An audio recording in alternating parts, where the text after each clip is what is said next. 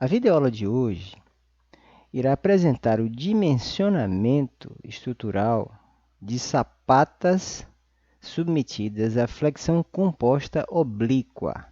Então, considere uma sapata retangular de dimensões de base B1 e B2 desconhecidas, onde há uma carga de compressão, uma força normal de 700 kN atuando, momentos fletores de 100 kN e 75 kN, respectivamente atuando em torno do eixo X e em torno do eixo Y, considerando a regra da mão direita. Então, o polegar no sentido positivo de cada eixo, a seta dupla, é o sentido do vetor momento. Considere ainda uma tensão admissível do solo de 150 kPa ou kN por metro quadrado. As armaduras constituídas de aço Ca50, concreto C20, coeficiente de atrito 0,55 e um gama de 1,5. O primeiro passo é encontrar as dimensões de base, aqui desconhecidas. Então, passo 1, dimensões de base. Área será igual a N mais G. G aqui é o peso da sapata, o peso próprio da sapata e o peso de solo sobre a sapata, que eu tenho que considerar. Dividido pela tensão admissível do solo, estimada aqui em 150 kPa. Então, a área vai ser igual a 1 mais 0,3 vezes 700 dividido por 150. Isso aqui será igual a 6,067 metros quadrados. Então, B1 será igual a B minúsculo menos B2 minúsculo sobre 2, mais raiz quadrada de B1 menos B2 ao quadrado sobre 4 mais A. Substituindo, temos 0,125 mais 2,466, que é igual a 2,591. Então, B1 aproximadamente será igual a 2,60. B2 vai ser igual a A dividido por B1, que é igual a 6,067 por 2,60. Então, 2,33, aproximadamente 2,35 metros. O próximo passo é determinar a altura da sapata. Então, a altura da sapata. Considere B1, H1 e H2. Então, H1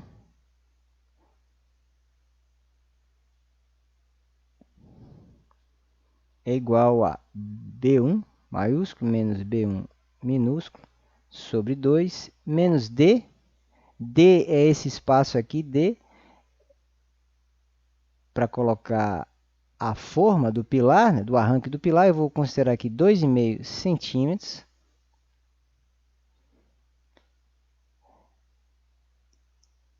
E consideraremos aqui duas inclinações.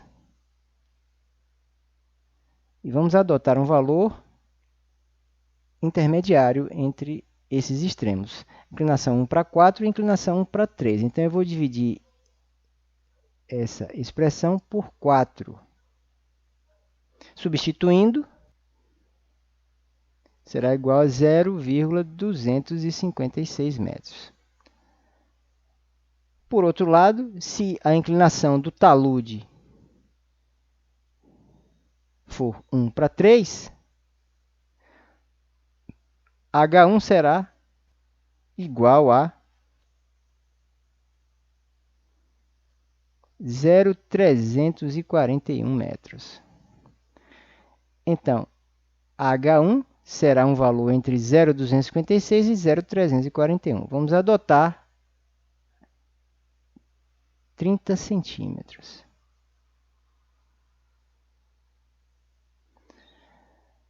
Para que a sapata seja considerada rígida, a altura total, H, que é H1 mais H2, ela tem que ser maior ou igual a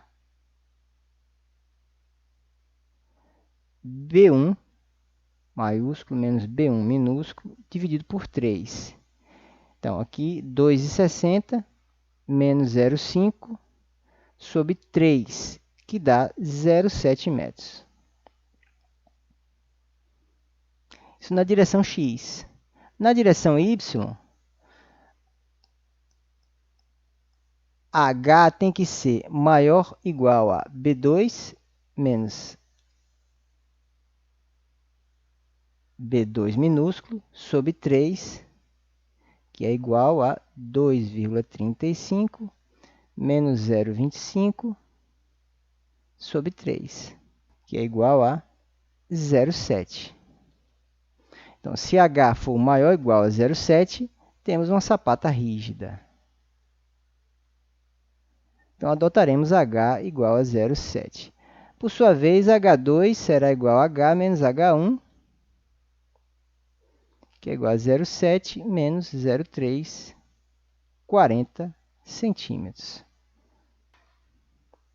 C1 será igual a B1 maiúsculo menos B1 minúsculo sobre 2, que é igual a 2,60 menos 0,5 sobre 2, que é igual a 1,05 metros.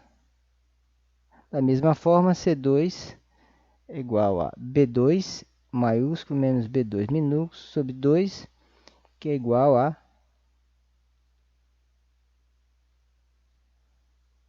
1,05 metros. O terceiro passo será verificar o peso da sapata.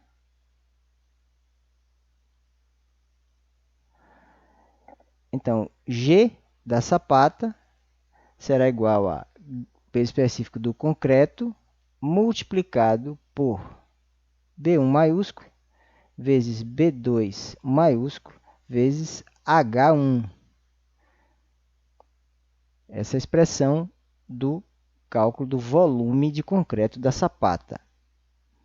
Uma parte é prismática e outra parte é um tronco de pirâmide. Então, agora, H2 sobre 3 multiplicado por B1 maiúsculo vezes B2 maiúsculo mais raiz quadrada de B1 maiúsculo vezes B2 maiúsculo vezes B1 minúsculo vezes B2 minúsculo mais B1 minúsculo vezes B2 minúsculo.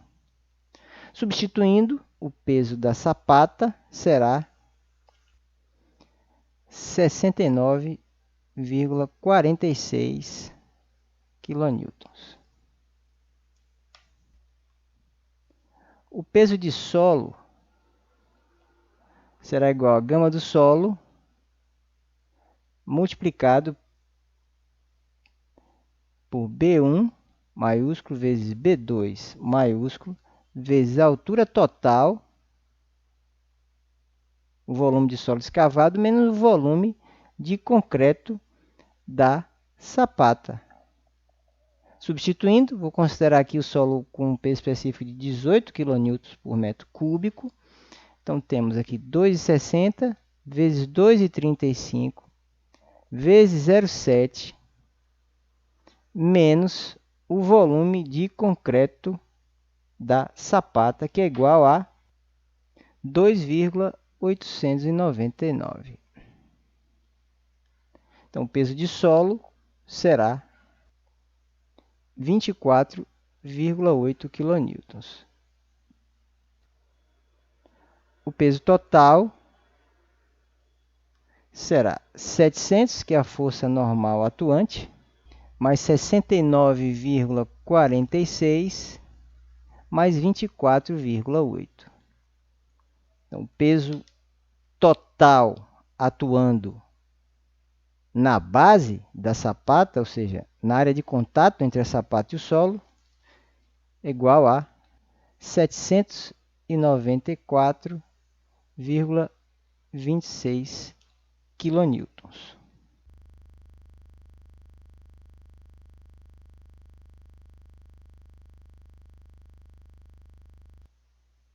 Considere agora uma sapata com 2 metros de profundidade. Algumas literaturas sugerem que, devido ao fato do peso próprio da sapata e o peso de terra sobre a sapata não gerarem esforços solicitantes, eles devem ser subtraídos da expressão de cálculo das tensões atuantes no terreno. Ora, é possível validar essa hipótese para uma sapata como essa, com 2 metros de profundidade? Se estivéssemos falando do cálculo das armaduras e dos momentos fletores que levam ao cálculo das armaduras, a ausência do peso pode até levar a valores de armadura maior, mas isso não se aplica ao cálculo de tensões. A tensão que atua no terreno deve considerar o peso de terra sobre a sapata e o peso próprio da sapata. Então, para calcular as tensões de borda,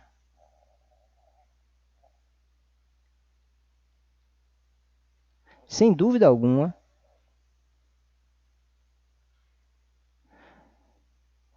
N será igual a 794,26 kN e não 700 kN.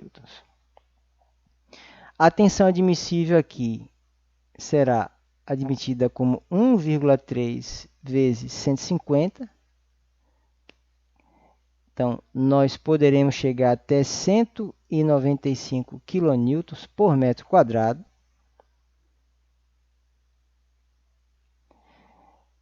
E daí poderemos calcular inicialmente as excentricidades e os núcleos centrais de inércia.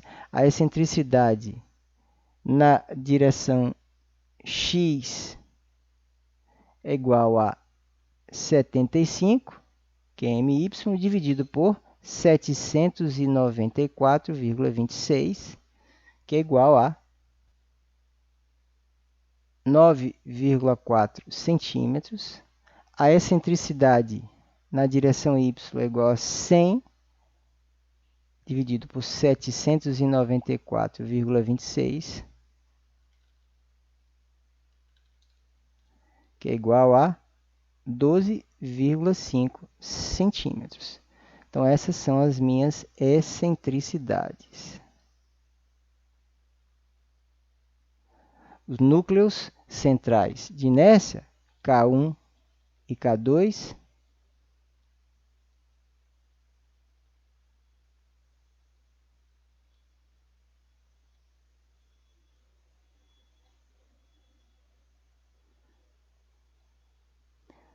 serão K1 é igual a B1 sobre 6, que é igual a 2,60 dividido por 6, que é igual a 0,433, 43,3 centímetros. E K2, 2,35 sobre 6, que é igual a 39,1 centímetros, aproximadamente.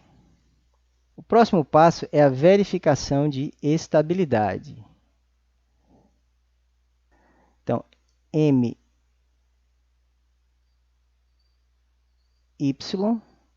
mais força horizontal atuando vezes h multiplicado pelo coeficiente de segurança, que é igual a 1,5, tem que ser menor ou igual a N mais G, que é o peso da sapata mais o solo, vezes B1 sobre 2. E Mx mais força horizontal vezes H multiplicado por γF tem que ser menor ou igual a N mais G da sapata, vezes B2 sobre 2. Substituindo, nós temos aqui 75. A força horizontal é 0 nas duas direções, então ela não entra no cálculo, então vai ser 75 vezes 1,5 menor ou igual a 794,26 vezes 2,60 por 2 dá 1,30. Então, 112,5 menor ou igual a 794,26 vezes 1,30. 1032,54. Então, está atendida. Na outra direção, 100 vezes 1,5 menor ou igual a 794,26 vezes B2 dividido por 2, que dá 1,175. Então, 150 é menor ou igual a 933,26. Essa é a verificação de estabilidade ou segurança contra o tombamento. Nós não faremos a verificação contra os deslizamentos porque não há forças horizontais atuando na sapata. O próximo passo é calcular a posição da linha neutra e as tensões nos cantos. Para encontrar as tensões nos cantos e a posição da linha neutra, precisamos primeiro identificar em que zona a força de compressão caiu. Se zona 1, zona 2, zona 3, zona 4 e zona 5. De acordo com Disseu Veloso, temos o seguinte.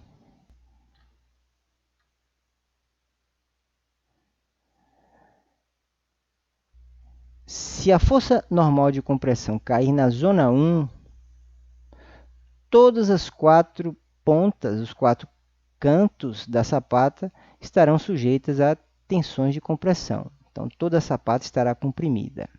Se cair na zona 2, essa situação é inadmissível, como diz Veloso, e a fundação deverá ser redimensionada. Na zona 1, a expressão de cálculo das tensões é a seguinte, onde substituímos o valor da força, da área e das excentricidades, B1 e B2, comprimento e largura. Se cair na zona 3, as expressões estão aí, apresentadas. Na zona 4 e na zona 5.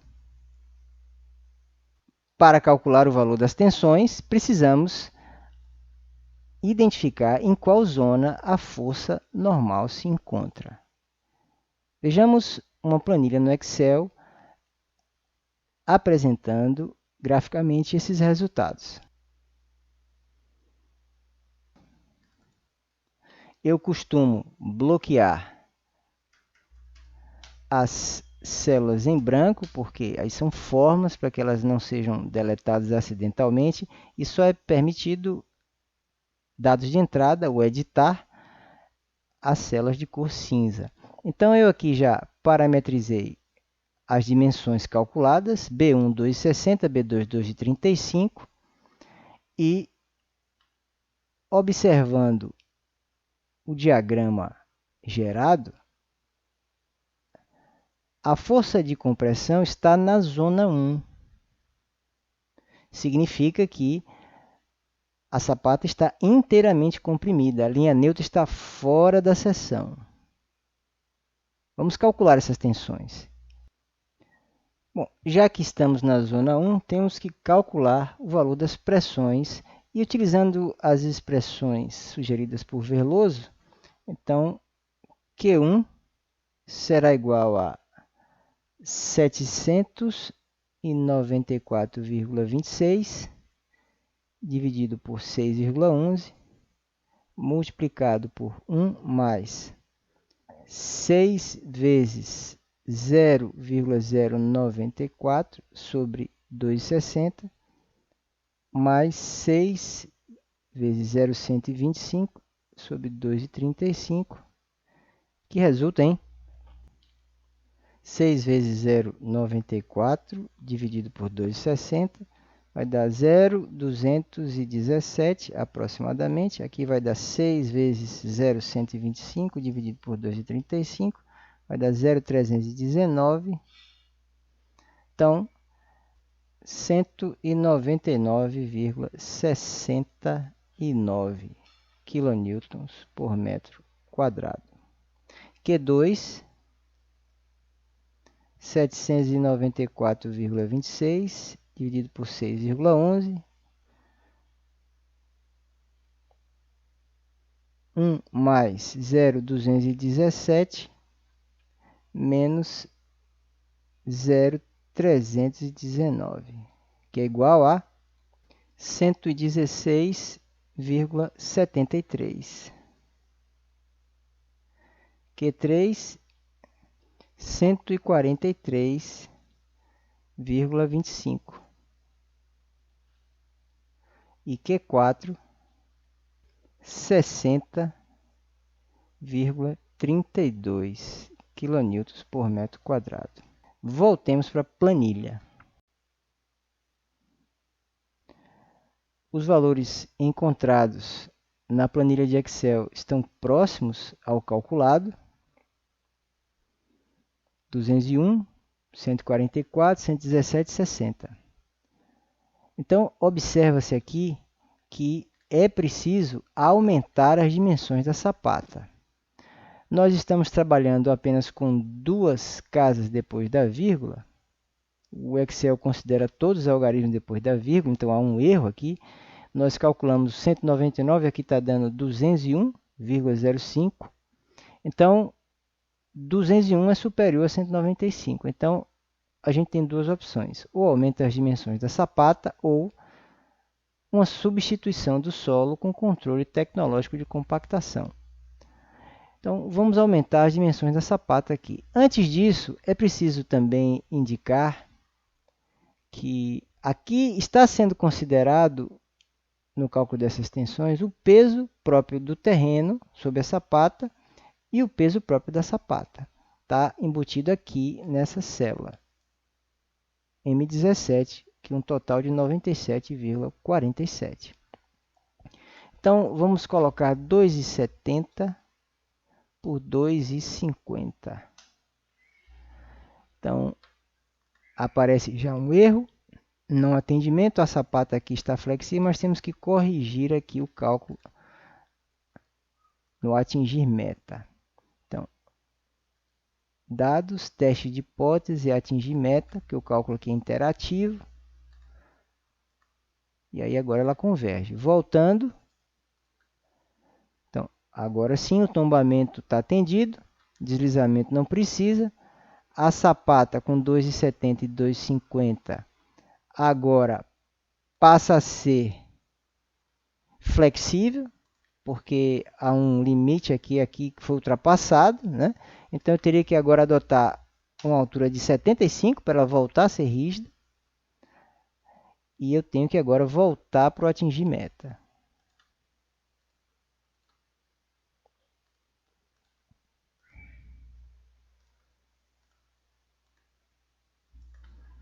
Então agora sim, 73, 75, eu estou com 75, ela está rígida. É sempre bom a gente pensar em sapata rígida para depois não ter problema com punção nas futuras verificações de tensão que serão feitas no próximo vídeo. A tensão aqui máxima caiu para 78. Vejamos aqui no diagrama o que acontece. Veja que agora elas estão 178, diminuíram, né? 58. A mais baixa, a menos comprimida, 58, a mais comprimida, 178. Continua a força normal de compressão caindo na zona 1. E a posição da linha neutra aqui indicada. Em alguns livros, vocês podem encontrar a denominação solo tracionado ou sapata tracionada. Essa expressão não é adequada, porque o solo não é tracionado. O solo simplesmente, se a linha neutra cruzasse, cortasse a sapata, a zona que não está comprimida simplesmente não faz nada, ela não transfere tensão nenhuma. E essa área comprimida também, ela tem que estar, ela é limitada a certos valores de norma, limitada a 2/3 da área. Então, agora, com 2,70 de comprimento e 2,50 de largura, a sapata com 75 centímetros de espessura, ela continua na zona 1. A tensão máxima é inferior à tensão admissível do solo.